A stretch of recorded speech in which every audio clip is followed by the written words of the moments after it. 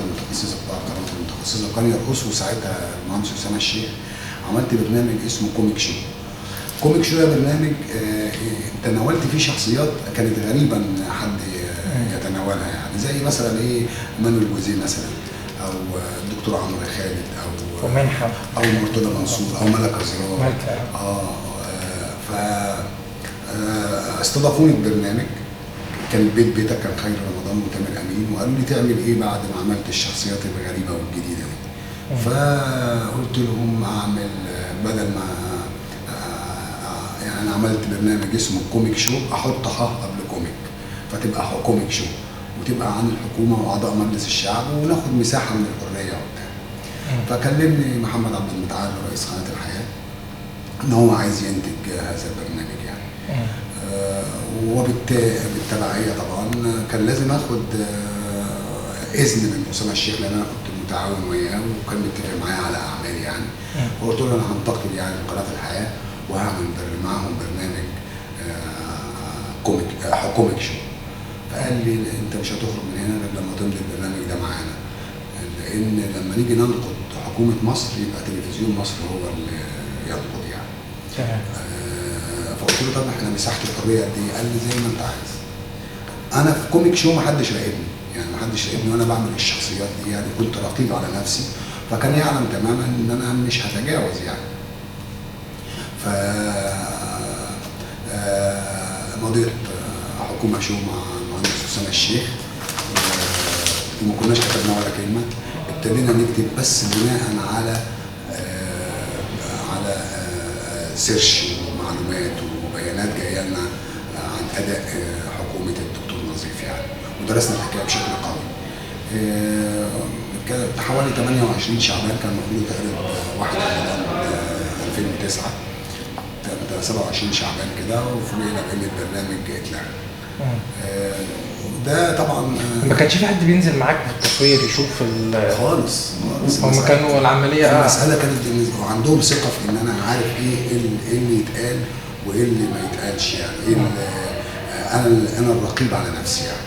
تمام. فلما عملنا الحكايه بقى في حكومه شو، عملناها بناء على معلومات وسيرش وعلى الكمبيوتر على ايه الاخطاء اللي حصلت اثناء الدكتور نظيف، ودرسنا الحكايه بشكل قوي جدا يعني.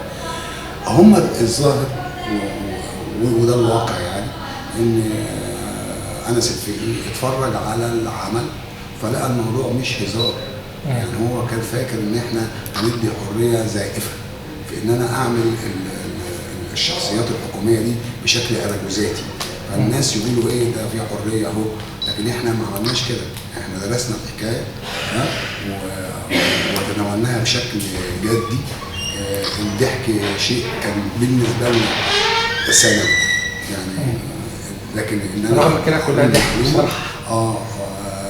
الحمد لله. فاعتقد ان اسامه الشيخ كان عايز البرنامج زي ما طلع، بدليل انه كمل يعني. انا يوم 27 شعبان زي ما قلت لحضرتك وقفوا البرنامج، قالوا لنا مش هيتعرض، المفروض نروح بيوتنا. فبكلم انا المهندس اسامه الشيخ قال لي لا كمل، انت مالكش دعوه، بنكمل وعلى نفس النهج اللي انت ماشي بيه واسلوب النقد اللي انت شغال بيه عادي جدا. من وجهه نظري مش ما اقدرش اقول لك ايه راجل صالح وخلاص. كل اللي انا عايز اقوله لك ان هو ايه، انا متاكد من وطنيته يعني، دي حاجه انا اثق فيها تماما يعني. وبعدين اسامه الشيخ في زمن وجوده في التلفزيون، السنتين اللي موجود اللي قعد فيهم مهندس اسامه الشيخ في التلفزيون او 3 سنين، بصراحه خلى التلفزيون المصري احسن تلفزيون، دي حقيقه يعني. لانه بدا يتعامل مع الفنان بمنطق القطاع الخاص يعني، اللي هو ايه الجذب، وانه يجيب اعلانات. السنه دي اهوت حضرتك اتفرج في رمضان السنه دي مفيش ولا اعلان. هو بيقولوا ان السنه اللي فاتت جاب 158 مليون اعلانات في شهر رمضان. السنه دي نفس المسلسل نفس العمل الكبير قوي على اي قناه بياخد اعلانات حوالي مثلا نص ساعه، وعلى تلفزيون مصر ولا اعلان يعني ايه. انا طبعا كنت بدافع على البرنامج بتاعي. اسامه الشيخ بعد الثوره على طول اول قرار طلعوا نزول برنامج حكومه شو، ده موجود وتقدر ترجع له في التلفزيون 1/3. بعد القبض على اسامه الشيخ يعني واتهامه، طبعا ابتديت اتعامل مع اللي تحته اسامه الشيخ. لقيت اللي تحته اسامه الشيخ واللي تحته واللي تحته واللي تحته لغايه الطابور الرابع في التلفزيون فساد. دي بمنتهى الصراحه، اما فساد واما جهل. يعني مثلا ايه؟ مثلا لو عايز تقول الكلام ده عادي جدا، في السيده الفاضله هاله حشيش. السيده ده انا اتعاملت معاها في القنوات المتخصصه، ما تعرفش يعني ايه اعلام اصلا. يعني ما تعرفش يعني ايه اعلام اصلا.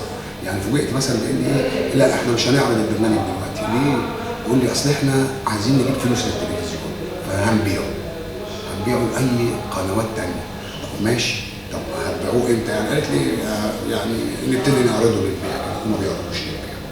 طيب انت ما تعرضيه في شهر 5، يعني شهر 5 الشعب، وده كان همي فعلا، ان الشعب في الوقت ده في شهر 5 وشهر 6 دول كان فعلا محتاج هذا العمل، مش في رمضان. في واحد يقول لك ايه رمضان ده شوف ربنا عاملها لك رمضان 100 100. لا مش رمضان، مش 100 100. انا كنت اتمنى ان البرنامج يطلع في شهر 4، فالناس اللي هتطلع في رمضان ياخدوا النهج بتاعي اللي هو قول اللي انت عايزه وقول اللي انت عايزه بالفهم، بس بفهم. قول اللي انت عايزه وانقد وبص اذبحه، بس بادب، مش بتهاب. يعني ده كانت الفايده من عرض البرنامج. فقلت لها طب شهر 5 حتى سامي الشريف اللي هو يعني بعيد عن الحكايه بشكل قوي، يعني راجل هزار، يعني راجل ما فيهوش حاجه خالص، يعني ما اعرفش حاجه عن الحكايه بصراحه يعني. وكل الموضوع ان انا قعدت معاه في 3-4 مرات، في ال3-4 مرات يقول لي بيقولوا عليا مرتعش، مرتعش. بيقولوا عليا ما بموتش، ما بموتش ومش حاضر. ماسك ليه؟ يعني انت ماسك ليه؟ ها؟ الراجل ده وافق لي على ان البرنامج يتعرض 1/5، وفوجئت بالسيده هاله حشيش بتقول لا، لان احنا عايزين ده حته الماس في ايدينا وبرنامج معمول من قبل الثوره فعايزين نجيب عليه اعلانات. وتفاجأ في نهايه شهر 6 ان القائم واللي ماضي معاهم الاعلانات هي وكاله صوت القاهره للصوتيات والمرئيات، راحوا موقفينها وراحوا محولينها لمكتب تاني لا يعرف شيء عن الاعلان وهو القطاع الاقتصادي، وبالتالي ما عجبش ولا اعلان. وكأنه مخطط ان التلفزيون ما يجيبش فلوس، وكأنه مخطط ان حد بيخرب في البلد دي موجود اقوى من الاول. يعني انا اعتقد لو الحكايه انا المنظومه الاعلاميه انا قريب منها جدا، واعتقد ان اللي بيحصل في المنظومه الاعلاميه هي اللي بيحصل في البلد كلها، ان اللي ماسكين اسوأ من اللي كانوا موجودين، اسوأ من الفاسدين. اما بيجيبوهم جاهل ما يعرفش حاجه علشان هو يبقى متحكم، ده اللي هو رقم 1. يعني رقم 1 ده بيجيب رقم 2 تعبان عشان ما يركبش مكانه. يعني انا بحمد ربنا ان هو ما اتذاعش ساعتها، والا كنت بقيت انا اللي جايبينه ينفس عن الشعب. لكن انا خدت الفرصه دي وقمت عامل موضوع قوي جدا، فقالوا لي لا مش هنعرضه ووقفوا بعرض البرنامج. فبقيت انا اصلا ضد النظام من خلال برنامجي ده، بقيت ضد النظام واتذاع البرنامج بعد الثوره واترفض منه.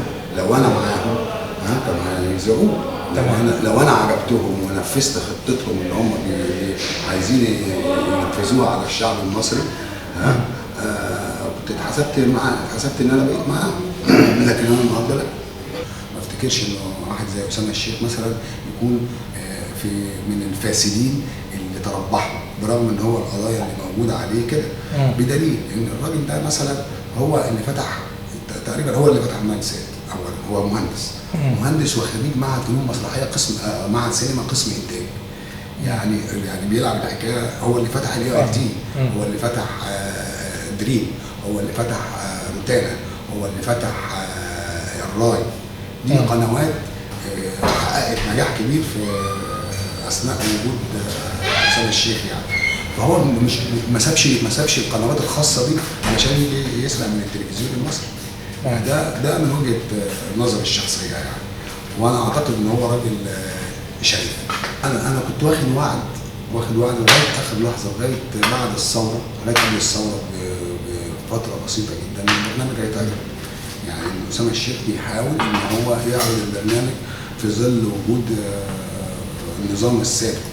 يعني هو كان وعدني بكده، وكان بيقول لي حاجات غريبه جدا، ان مثلا ان البرنامج بتروح شرايط لحسني مبارك يتفرج. يعني انا الزعيم كان هو نفسه بيتفرج بيتفرج على الوزراء وبيقعد يضحك يعني.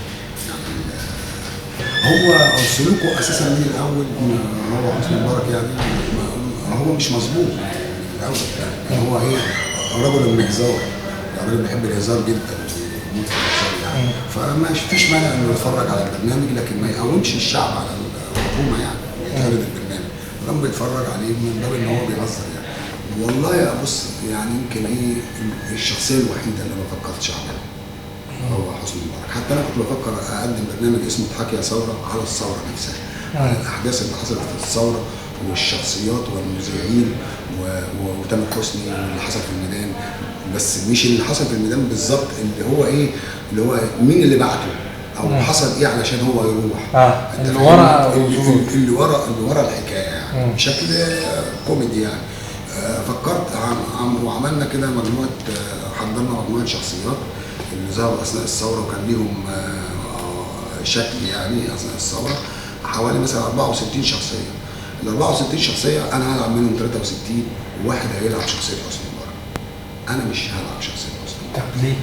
ما تعرفش يعني مش اولا كان لازم البس ماسك ان في بعض الشخصيات اللي عاملها حتى برنامج الحكومه تضاريس وشي ما تودنيش عند حسني مبارك حتى لو حطيت مناخير هو مش بالرفع ده ومش يعني فاهم قصدي ايه؟ انت مع اسامه الشيخ كنت حاطط وش قد كده ماسك ده ماسك ومش هعمل حسني مبارك ماسك يعني ومش هعمل حسني مبارك خالص حاليا برغم ان يعني برغم ان انا ضده جدا جدا يعني في الفتره اللي هي انا قضيت في ميدان التحرير يعني حضرت 25 رحت ميدان التحرير وجيت على اداره القضاء العالي وبعدين يوم 28 26 و27 خالص نزلت يوم 28 بعد الصلاه ولقيت شعب مصر بجد شعب مصر من العباسيه لغايه رمسيس طابور من الشباب وناس ما شفتهمش قبل كده وما شفتهمش تاني اللي هم اللي كانوا في الثوره دول يوم 29 بقينا بوابين اشتغلنا بوابين طبعا بما ان انا رب اسره وكده فاشتغلنا بوابين غصب عننا وهم كانوا قاصدين ده ان انت ما تروحش ميدان التحرير وتشتغل تامن بيتك وولادك وما تنزلش. ف 29 و30 ما نزلتش و31 نزلت 1 و2 و3 و4 لغايه يوم في التنحي. كل اللي طالعين عمالين يشكروا والمجلس العسكري عمل والمجلس العسكري وقف معانا والمجلس العسكري مش عايزين يوقف ازاي يعني بتشكروه ازاي؟ شغله بتشكروه ازاي المجلس العسكري؟ هو ده شغله وواجبه وهو عمل اللي الا لو عمل حاجه غير كده كان كل المجلس العسكري دخل مزبله التاريخ لو عملوا حاجه مع المجتمع في ظل الثوره دي بالشكل ده اللي حاصل اللي الشعب المصري في ميدان التحرير اليوم قبل التنحي اليوم حسيت ان مصر كلها في ميدان التحرير يعني ويطلعوا كل الناس كويسين جدا وناس ليها مواقع جباره وناس ليها مكانه على مستوى الاعلام والصحافه بيطلعوا يشكروا في المجلس العسكري مع ان هو اصلا ما يصحش عيب انك تشكر لانك انت عايز تجيب اصلا مراجعه العيب حاليا من الاعلام بس هو المجلس العسكري طبعا ما انت عارف الحكايه ان هو ده النظام. لما تيجي تقول النظام ايه هو النظام فتلاقي ان كلمه النظام هو النظام عسكري يعني هو ده النظام.